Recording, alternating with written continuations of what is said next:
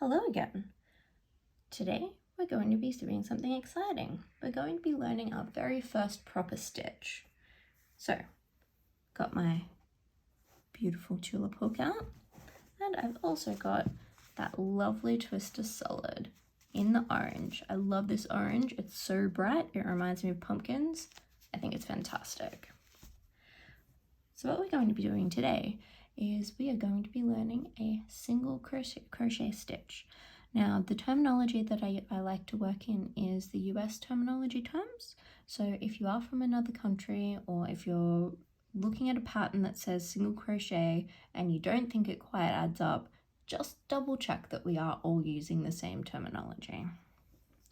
All right, so to do our single crochet, all we want to do is make our lovely little knot again, right there, and pop our hook through. Okay, so now that we've got our little knot happening, we're going to do a chain of 12. So it'll be 1, 2, 3, 4, 5, 6, 7, 8, 9, 10, 11, and 12. So 12 stitches, perfectly enough to show you exactly how to do a single crochet. Okay, so we've got our 12 stitches. What we want to do is do one additional stitch, okay, and then we'll do our single crochet in the second stitch from the hook. Okay, so this counts as 1, that counts as 2. So to do a single crochet, what we want to do is put our hook through the chain space, yarn over, and pull it through once. Then we yarn over and pull through both of those loops on the hook. And I'll show you again. So in the next chain space, we pop our hook through the chain. I always crochet a bit tightly, so I tend to find that I do need a little bit of force pushing it through, but that's just me. You might crochet a bit looser, and honestly, it's all down to personal preference and what works for you. So to do our single crochet, yarn over, pull through 1 hole, then yarn over, pull through 2, and let's try it for another time. So we pop our hook through the chain space, yarn over, grab our yarn, pull it through 1 loop, then we yarn over and pull it through 2.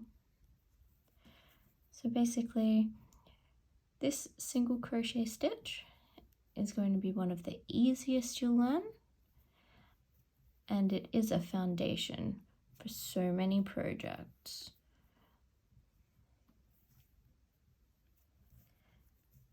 And quite often, if I have a blanket or a shawl or something that I'm making that I need a nice crisp looking edge on, I will just do a row of single crochet.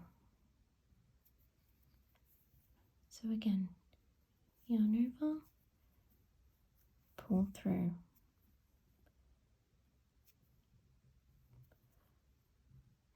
pop it through the chain, yarn over, pull through 1, yarn over, pull through 2.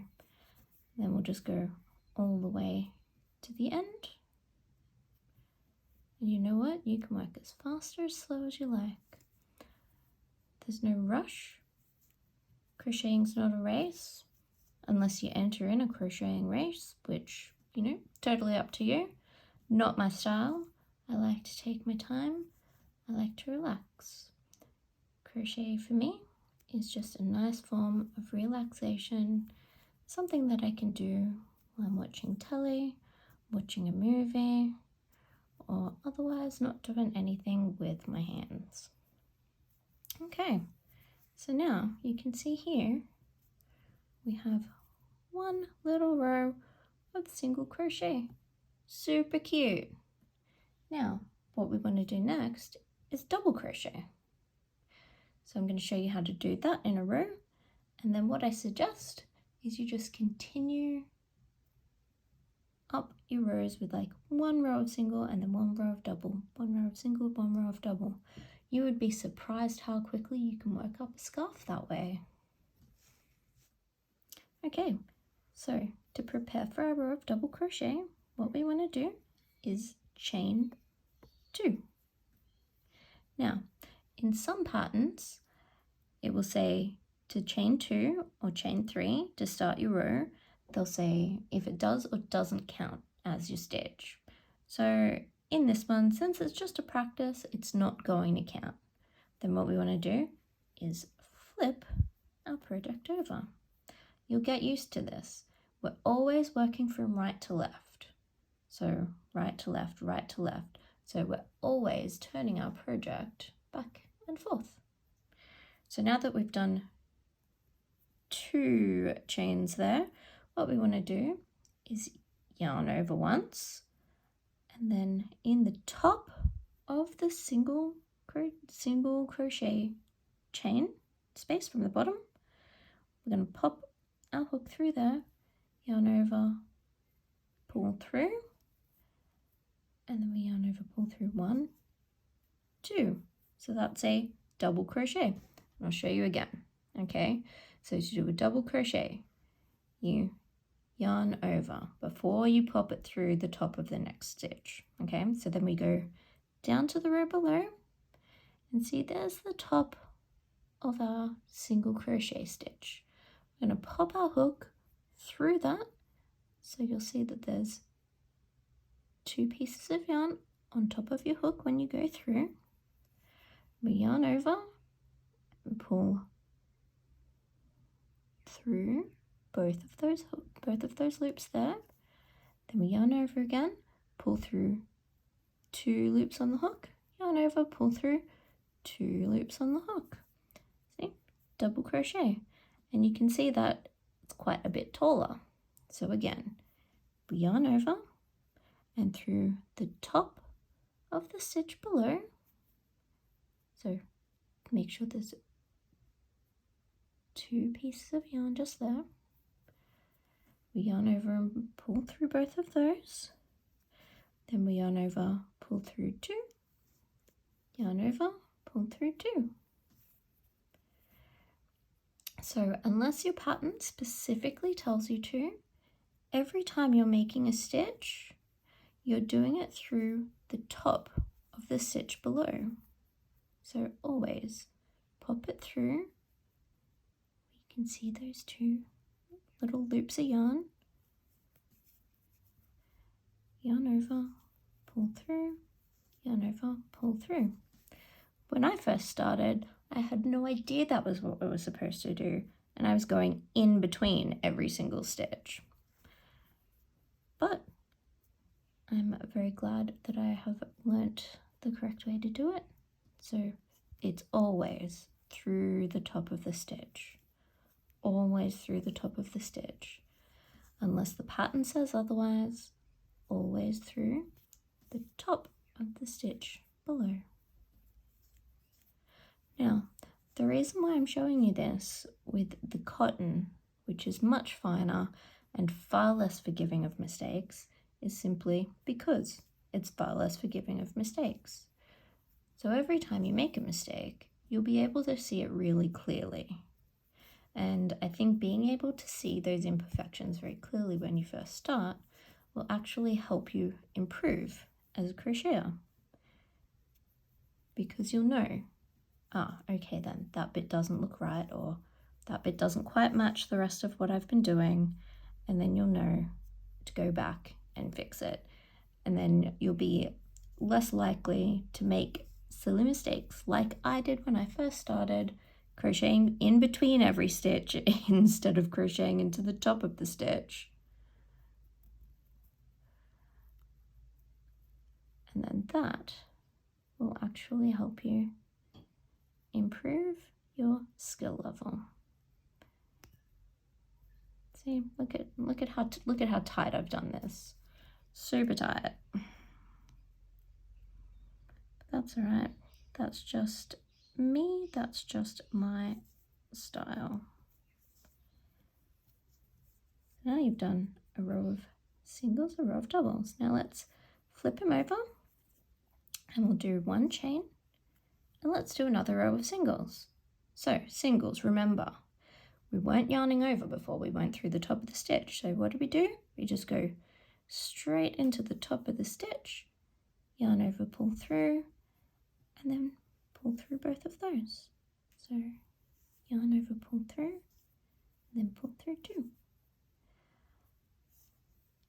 So basically alternating this row of singles and then a row of doubles is a really easy way to practice your tension, to practice your stitches, and to also, inadvertently most likely, make a cute little project.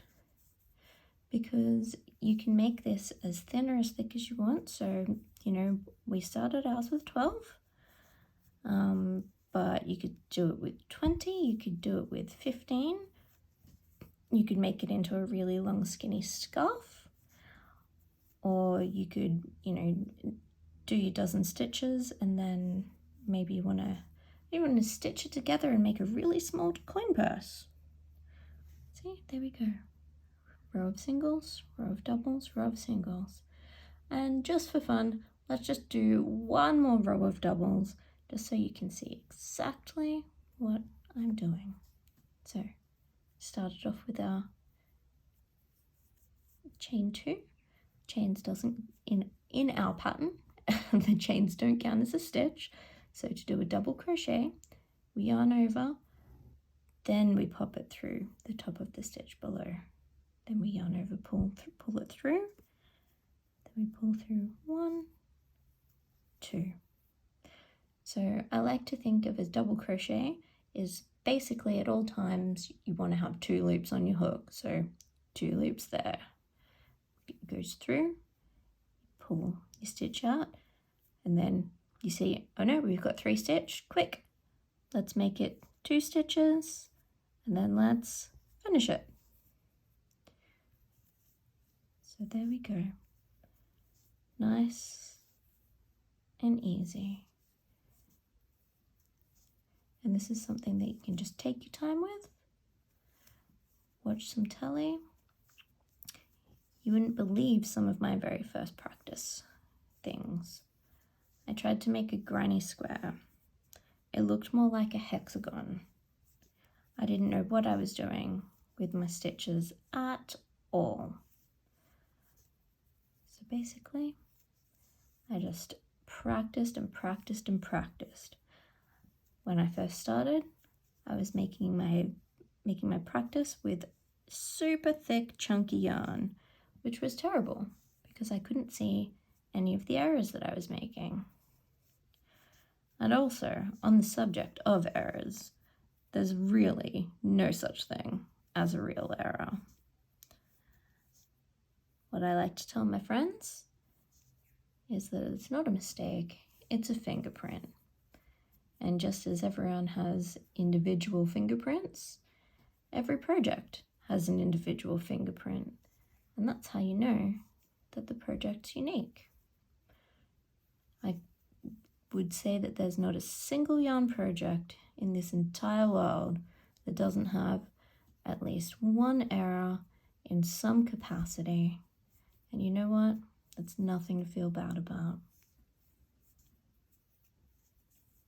Our fingerprints make us different, our features make us different, and the things that we decide to do while we're crocheting, while we're making our patterns, that also makes us different, and it makes our projects unique. And that's what we want to do. Since we're hand making things, we want our projects to be unique. We want them to be different, and we want them to be special.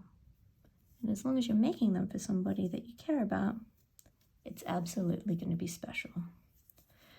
So there we go. 5 rows just now. Single, double, single, double, and single. See, it looks super duper neat. You can see it's got a little bit of a curl, but that's another lesson for another day. I hope you enjoyed it, and I hope you tune in again. And I think next time we might tackle a triple.